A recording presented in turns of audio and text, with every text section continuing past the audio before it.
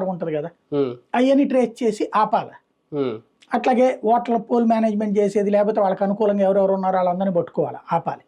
అది వాళ్ళు ఎత్తుగడ. ఎన్నికలు పారదర్శకంగా జరగాలంటే ఈ మార్పులు ప్రతి ఎన్నికలు జరిగే సమయంలో అవసరమా? ఇప్పుడు టీడీపీ కూడా అదే భావిస్తుంది. పారదర్శకత వేరు, ఇది వేరు. ఇది పారదర్శకత ఎట్లా అవుతుంది? పారదర్శకత అంటే ఏంటి అంటే మరి అధికార దుర్వినియోగం అంటే ఏంటి? అధికార దుర్వినియోగం వాళ్ళు చేద్దాం అనుకుంటున్నారు కానీ వీళ్ళు చేస్తానంటే జరుగుద్ది అనేది కదా. అప్పుడు ఇద్దరు లేనటువంటి వాళ్ళని ఎవరైనా పెట్టాలి, పాకిస్తాన్ వాడిని తీసుకొచ్చి.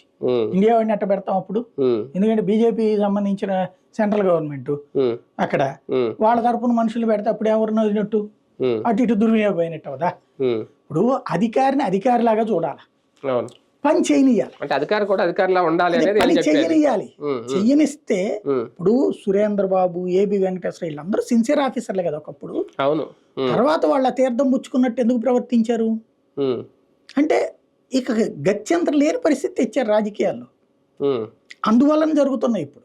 నిజంగా ప్రతి ఐపీఎస్ ఆఫీసర్, ఐఏఎస్ ఆఫీసరు రాజకీయ నాయకులకి దాసోహం అవడం కోసం చదివారు వాళ్ళేమన్నా?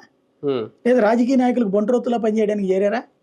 లేదు కదా. రాత్రి పగలు కష్టపడ్డారు, ఆ స్థాయికి వచ్చారు. మొన్నటిదాకా అది అనుభవించారు. రాష్ట్ర విభజన తర్వాత పట్టిన దరిద్రం ఏంటంటే ప్రాంతీయ పార్టీల చేతుల్లోకి వెళ్ళిపోయింది.